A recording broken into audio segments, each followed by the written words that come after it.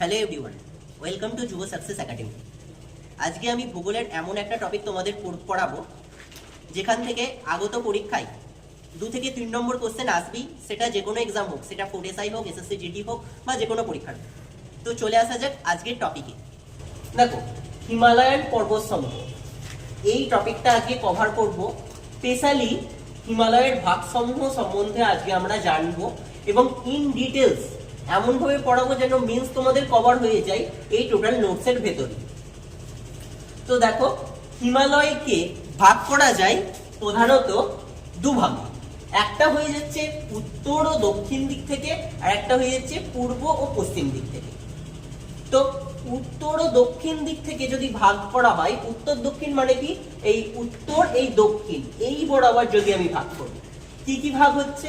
1 নম্বর হয়ে যাচ্ছে ট্রান্স হিমালয়, 2 নম্বর হয়ে যাচ্ছে গ্রেটার বা হিমাদ্রি, 3 নম্বর হয়ে যাচ্ছে মিডিল বা হিমাচল হিমালয়, 4 নম্বর হয়ে যাচ্ছে লেসার বা শিবালিক। এইবার আমরা এই জিনিসটাকে ম্যাপে করার চেষ্টা করব যাতে করে আমাদের মাইন্ডে জিনিসটা স্টে করে। এমনি যদি পড়ো তাতে টাইম বেশি লাগবে, ম্যাপ ধরে যদি ভূগোলের যে কোনো চ্যাপ্টার পড়ো অনেক কম টাইমে অনেক বেশি জিনিস মাইন্ডে ক্যাপচার হয়ে যাবে। তো ট্রান্স হিমালয় এটাকেও আমরা আবার 3 ভাগে ভাগ করতে পারি। কি কি ভাগ? 1 হয়ে যাচ্ছে কারাকোরাম, 2 নম্বর হয়ে যাচ্ছে লাদাখ, 3 নম্বর হয়ে যাচ্ছে জাস্কা। কিন্তু বর্তমান দিনের ট্রেন্ডিং কোশ্চেন, এক বছর WBCS মেন্সেও এই কোশ্চেনটা এসেছিল, কারাকোরাম না দিয়ে কৃষ্ণনগরী কথাটা ইউজ করেছিল। কারাকোরামটা আমাদের কাছে পরিচিত হলেও কৃষ্ণনগরীটা কিন্তু পরিচিত নয়। তো আমাদেরকে খেয়াল রাখতে হবে কারাকোরামের অপর নামই হয়ে যাচ্ছে কৃষ্ণনগরী। তো এই 3টে রেঞ্জের সমন্বয়ে গঠিত হয়ে যাচ্ছে ট্রান্স হিমালয়। আমরা ম্যাপে যাই, এই দেখো কারাকোরাম, নেক্সট লাদাখ, নেক্সট জাস্কার, এই 3টে নিয়ে হয়ে যাচ্ছে আমাদের ট্রান্স হিমালয়টা গঠিত। এইবার ট্রান্স হিমালয়ের ভেতরে কারাকোরামের যেটা আছে তার কিছু বৈশিষ্ট্য আমরা পড়ব। 1 নম্বর, বহুবার পরীক্ষায় আসতে দেখা গেছে সর্বোচ্চ সিংহের নাম কি, বা ভারতের সর্বোচ্চ সিংহ যদি বলে কারাকোরামের সর্বোচ্চ সিংহ, বা ট্রান্স হিমালয়ের সর্বোচ্চ সিংহ, বা যদি ভারতেরও সর্বোচ্চ সিংহ বলে, সেক্ষেত্রে আমরা জানি এখন কেটু হয়ে গেছে। এবং কেটুটা যদি আমরা দেখি, এই রকম জায়গায় কেটুটা অবস্থিত, এই রকম জায়গাটাই কেটুটা অবস্থিত। এবং এখন কিন্তু পরীক্ষায় দিন দিন যারা এক্সাম সেট করছে তারা আরো কোশ্চেন জটিল করে দিচ্ছে, এর উচ্চতাটাও জানতে চাইছে। এর উচ্চতা কত? 8611 মিটার। এইগুলো সমস্ত কিছু তোমরা নোট করে নেবে, এর বাইরে 1%ও কোশ্চেন আসবে না। তাহলে ফার্স্ট অফ অল গেল সর্বোচ্চ সিংহ কেটু। 2 নম্বর হিডেন পিকটা কি? এটাও একটা উল্লেখযোগ্য সর্বোচ্চ সিংহ কারাকোরামে। তাহলে কোশ্চেন কিরকম হবে যে হিডেন পিকটা কোন রেঞ্জের সর্বোচ্চ সিংহ, কোন পর্বত শ্রেণীর সর্বোচ্চ সিংহ? অপশনে থাকবে কারাকোরাম, বিতে থাকলো লাদাখ, সিতে জাস্কার, ডিতে অন্য একটা অপশন ঢুকিয়ে দিল। তো তোমরা হিডেন পিক দেখলেই কারাকোরামটা করবে। নেক্সট হয়ে যাচ্ছে এখানে কিছু গুরুত্বপূর্ণ হিমবাহ আছে, সেই হিমবাহের নামগুলো তোমাদেরকে খেয়াল রাখতে হবে। কি কি? বাইফো, হিসপার, বাল্ট্রো, সিয়াচেন।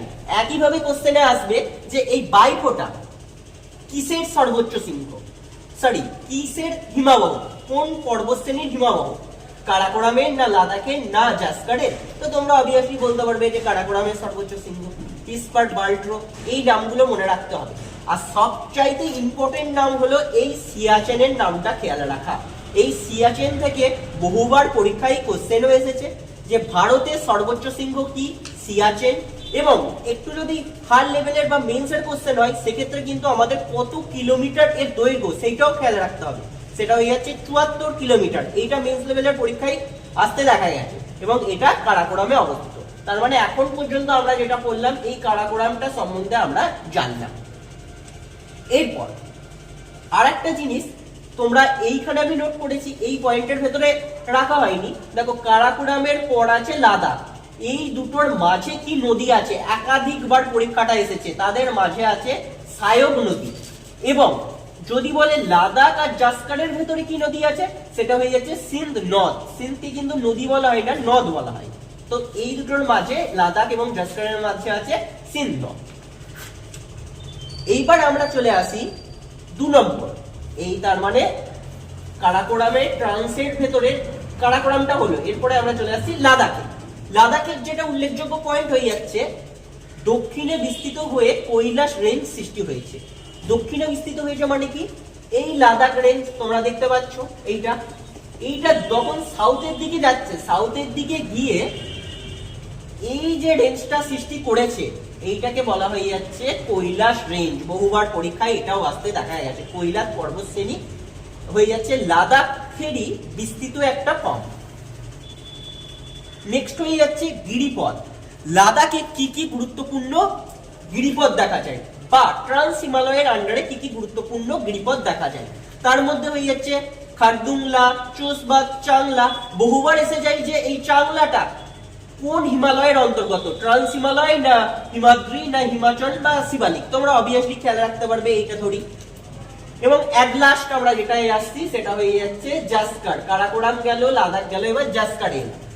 জাসকারের সর্বোচ্চ শৃঙ্গ হয়ে যাচ্ছে লিওপার্গেল। লিওপার্গেল কিন্তু ট্রান্সের সর্বোচ্চ শৃঙ্গ নয়, ট্রান্সের সর্বোচ্চ শৃঙ্গ আমি বললাম কি K2, কিন্তু যখন আমি যাব জাসকারের সর্বোচ্চ শৃঙ্গ আমরা পাবো লিওপার্গেল, জাসকারের সর্বোচ্চ শৃঙ্গ। তাহলে আপাতত ট্রান্সটা বললাম এবং ট্রান্সের ভেতরে ভাগগুলো আমি পড়ে গেলাম।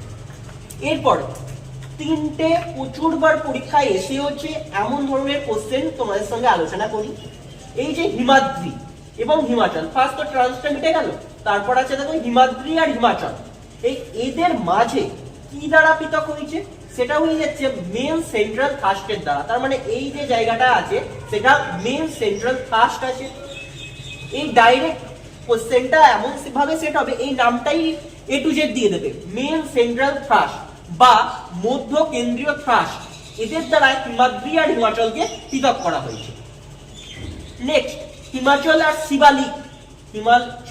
শিবালিক, এদের মাঝে কি আছে, মেন বর্ডার থ্রাস্ট, মেন মধ্য বর্ডার থ্রাস্ট আছে এদের মাঝে। এবং এরপরে এই যে হিমালয়গুলো শেষ হয়ে গেল, তারপরে আমরা জানি কি সমভূমি। আমরা এর আগের দিনের ক্লাসে বলেছিলাম যে সমভূমির জিনিসটা থাকছে উত্তরের সমভূমি। সেই উত্তরের সমভূমি, এখানে যদি উত্তরের সমভূমি থাকে তাহলে উত্তরের সমভূমি আর শিবালিক এর মাঝে কি থাকছে, উত্তরের সমভূমি আর শিবালিকের মাঝে থাকছে হিমালয়ান ফ্রন্ট ফল্ট। এই 3টে জিনিসের সমন্বয়ে কিন্তু গঠিত হয়ে যাচ্ছে তোমার এই ভাগগুলো। এই 3টে ভাগ কিন্তু বহুবার পরীক্ষায় এসেওছে। আমার টোটাল নোটটা 3 থেকে 4টে বইয়ে জিস্ট করে তৈরি। এনসিইআরটি আছে, কার্তিক চন্দ্র মন্ডল আছে, মাজিদ হোসেন আছে। সো এর বাইরে কোশ্চেন আসার পসিবিলিটি একদমই তোমাদের থাকছে না। তো নেক্সট আমরা কি চলে আসি হয়ে যাচ্ছে, বহুবার তোমাদের ভুল হয় যে কোনটার পর কোনটা আছে।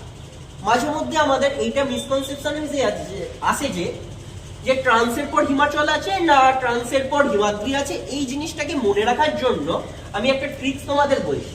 ফার্স্ট অফ অল ট্রান্স কথাটা আছে, ট্রান্সটা নিয়ে অতটা মাথা ব্যথা নয়, কিন্তু হিমাদ্রি আর হিমাচলটা খুব ভুলে যায়। আর শিবালিকটা শেষে আছে, এটাও তোমাদের প্রায়শই খেয়াল থাকে। মনে রাখবে যে শিব ঠাকুরের চরণ স্পর্শ করেছে। দেখো শিব ঠাকুরের চরণ যে স্পর্শ করেছে হিমাচল, তার মানে শিবের পরে আছে চল, শিবালিক থেকে শিব আর হিমাচলে চরণ স্পর্শ করেছে চল। এবং তারপরে যেটা পড়ে থাকছে হিমাদ্রি এবং অ্যাটলাস ট্রান্সকে নিয়ে তো কোনো অসুবিধা নেই বাইরের ভাগটা। তো এই টোটালটা হয়ে যাচ্ছে আমার ট্রান্স হিমালয়ের অন্তর্গত পেলাম। এরপর খুব গুরুত্বপূর্ণ এবং এখানে লেখা নেই একটা পয়েন্ট তোমরা অবভিয়াসলি করে রাখবে যে সবচাইতে বেশি উচ্চতম শৃঙ্গ কোন হিমালয়ের দেখা যায়, সবচেয়ে বেশি উচ্চতম শৃঙ্গগুলি কোন হিমালয়ে দেখা যায়, তখন কিন্তু এটা হবে গ্রেটার বা হিমাদ্রি হিমালয়ে দেখা যায়। গ্রেট সে প্রচুর মহান, তার মানে এখান থেকেই তো তোমাদের মাথায় স্ট্রাইকই করছে। এইবার আমি চলে আসি গ্রেটার বা হিমাদ্রি হিমালয়।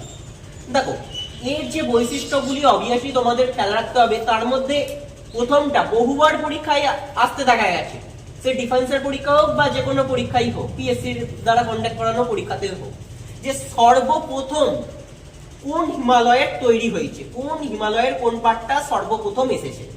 তাহলে এক্ষেত্রে অ্যান্সারটা হবে গ্রেটার হিমালয় বা হিমাদ্রি হিমালয়। এবং সর্বপ্রথম মানে এটা সবচেয়ে পুরনো হবে অবিসম্ভাবী, যেটা প্রথম সেটাই তো সবচাইতে পুরনো। এটা 1 নম্বর পয়েন্ট তোমাদের খেয়াল রাখতে হবে। 2 নম্বর পয়েন্ট যেটা আছে, এইটা কোন যুগে তৈরি হয়েছে। আমরা জানি যে বেশ কিছু যুগ ধরে একটা যুগের পর আর একটা যুগের তৈরি হয়। তো এই যে গ্রেটার বা হিমাদ্রিটা হয়ে যাচ্ছে অলিগোসিন যুগের। 3 নম্বর পয়েন্টে চলে আসি যে গ্রেটার বা হিমাদ্রির বৈদিক নাম কি, বেদে এর কি নামে পরিচিত আছে। এটা পরিচিত আছে বহির্গিরি হিসেবে, এইটা তোমরা খেয়াল রাখবে বহির্গিরি হিসেবে।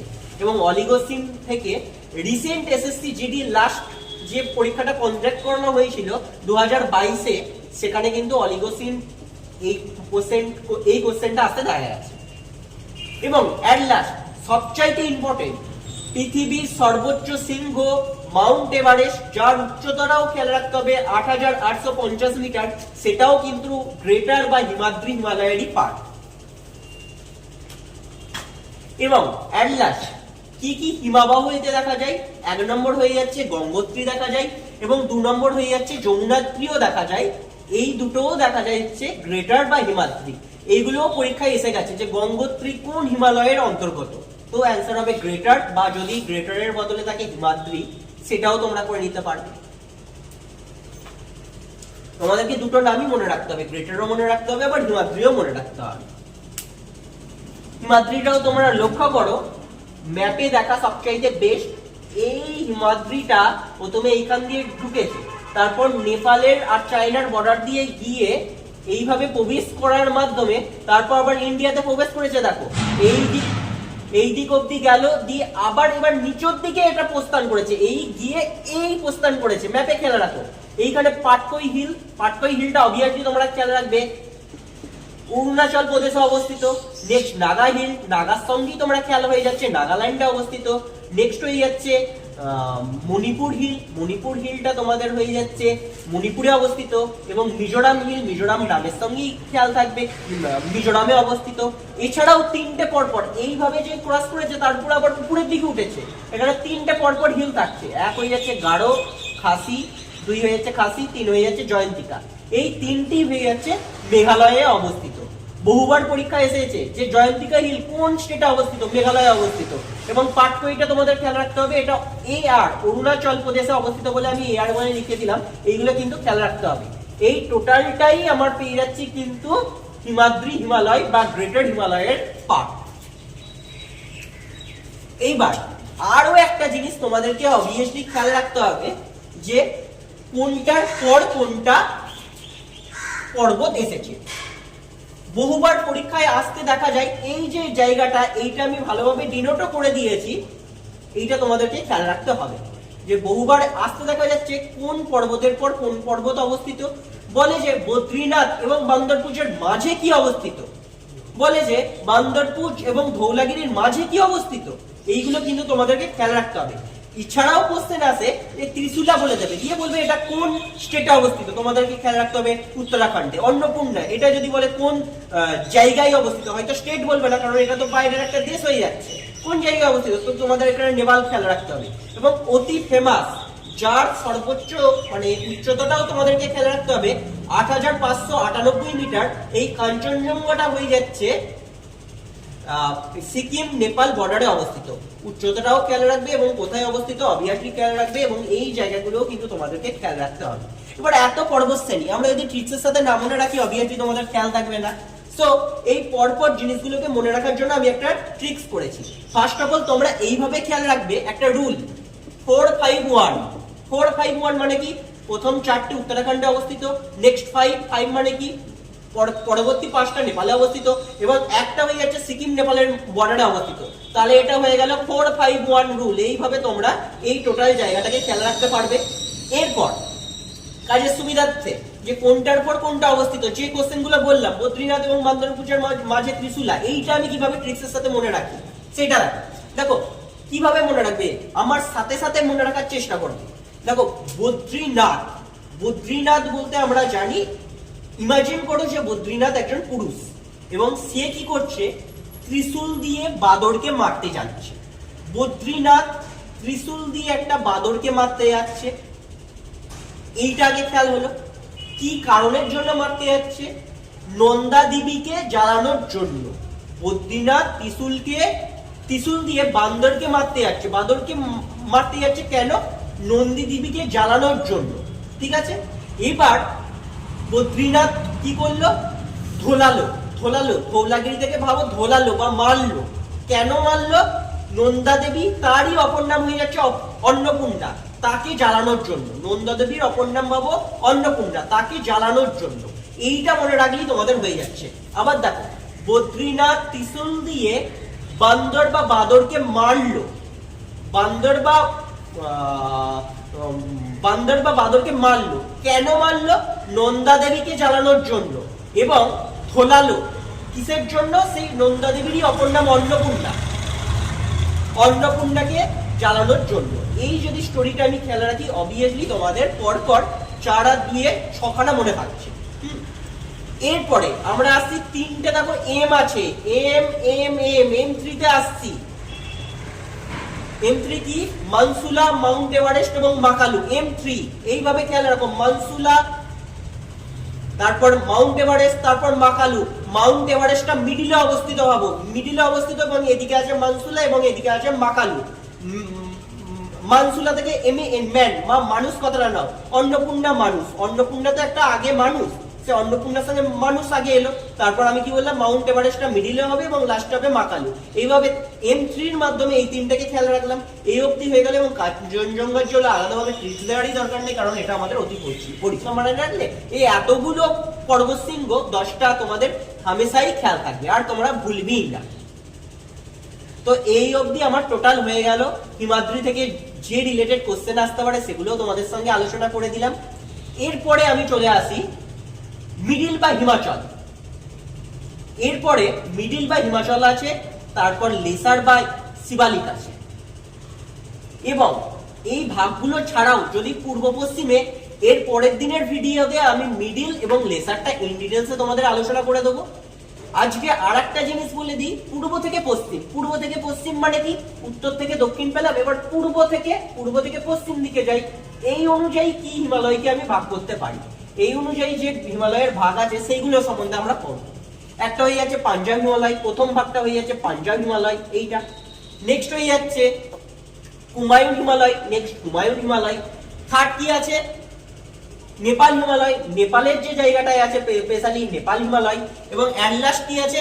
আসাম হিমালয়। এই দিকের যে হিমালয়ের পার্টটা সেটাও আসাম হিমালয়ের অন্তর্গত। তার মানে যেমন উপর থেকে নিচের দিকে হচ্ছে, তেমন এইভাবেও আমরা ভাগটাকে মনে রাখার সুবিধার্থে করতে পারি।